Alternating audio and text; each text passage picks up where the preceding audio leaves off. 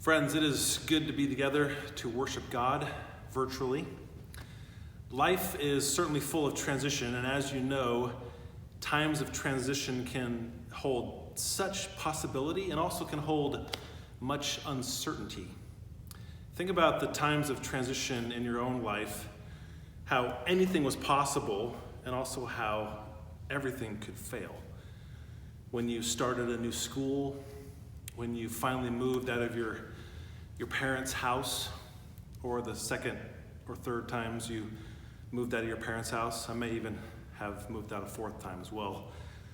Think about when you graduated from school, or when you started a new job, or moved to another city, when you got married, when you had a child. Think about when you retired, or when you lost a spouse, or even if you went through a divorce. Good or bad, beginnings are hard. It is hard to be a new baby. It is hard to start a new school. It is hard to move to a new home. It is hard to be a new husband or wife or parent. It is hard to be a new widow or widower. Transition is hard. And it doesn't take much to recognize that we are currently in a time of transition. A transition from an old normal to a new normal, whatever that may be. Someone suggested that in the rush to return to normal, use this time to consider which parts of normal are worth rushing back to. That's good advice, but most days I think many of us are just trying to cope. We are trying to not be freaked out and anxious.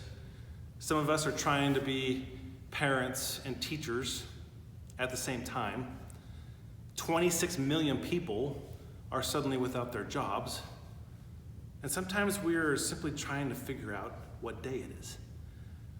Using this time to look closely at things, especially at ourselves, is a really good suggestion. But usually in my own head, I hear Bob Dylan singing, any day now, I shall be released. Enough of the transition already. Release us into whatever our new normal may be, literally, emotionally, physically, spiritually, for Christ's sake and for ours. Please, because transition is hard. I imagine the transition after the crucifixion of Jesus being so tough that it was probably easiest just get out of town, to escape from it all. That's what two of the disciples seemed to be doing on their transition road to Emmaus.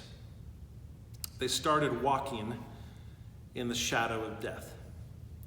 The death of Christ, and also the death of their hope. Emmaus is about 7 miles from Jerusalem, and the average person takes about 2,000 steps in 1 mile. So that's about 14,000 steps of broken dreams, heartbreak, confusion, and pretty solemn discussion and conversation. And when your world has been totally disoriented, when you've bet your life on the wrong Savior, it is a struggle to get your bearings, let alone to know what the next step is. On their walk down Transition Road, though, Jesus catches up with them. He asks them what they are talking about. Not that it was really any of his business. And they stood still, looking sad. Their steps had stopped. And they ask Jesus if he is the only guy around who doesn't know about the things that have taken place. What things? Jesus asks, like he doesn't know. They tell of their dashed hopes and their sadness, of their disappointment and grief. They tell how the last nail had been driven into their hope for the future. They pour out their story to him, and Jesus listens. And then Jesus launches into teaching mode while he walks with them.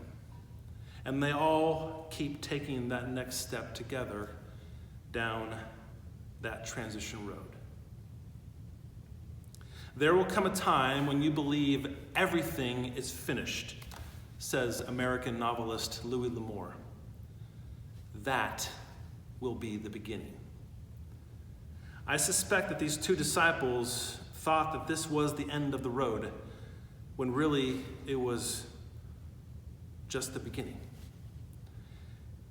It's easy in days like these, so filled with worries about what is coming or not coming, to believe that we're all in some kind of holding pattern right now, a massive waiting room of sorts where we are busying ourselves until this nightmare fog clears and we are allowed to resume living again.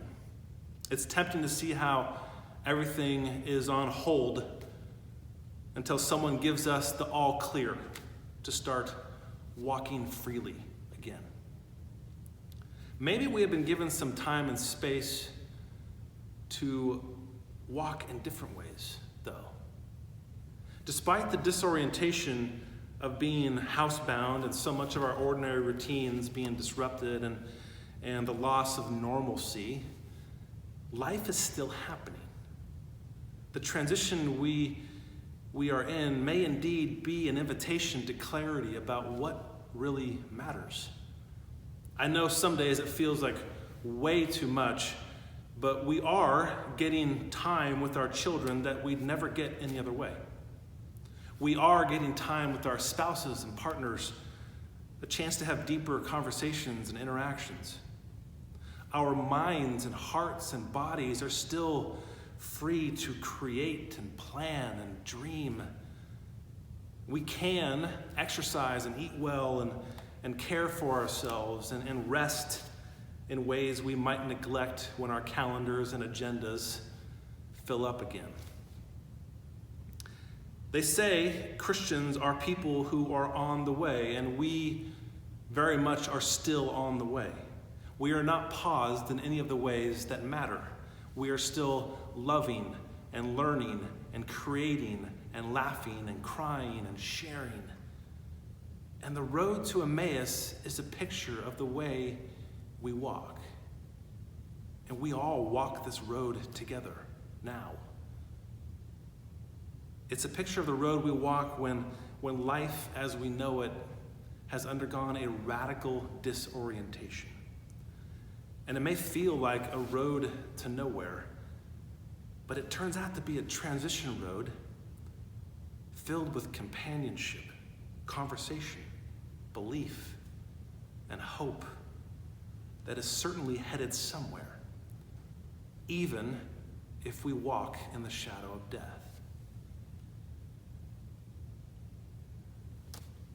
Those two disciples didn't recognize the risen Christ until he breaks bread with them later that evening. Then they criticized themselves for not seeing him or recognizing him earlier. Whenever we do transition beyond this time we are in, I wonder where we will look back and say, there was God. Friends, the road to Emmaus shows us that what we assume is the end is actually a beginning. Everything is not lost. On this road, Jesus walks with us. Jesus catches up to us to begin with. And Jesus may even walk ahead of us at any given point. But we are always on the way with him.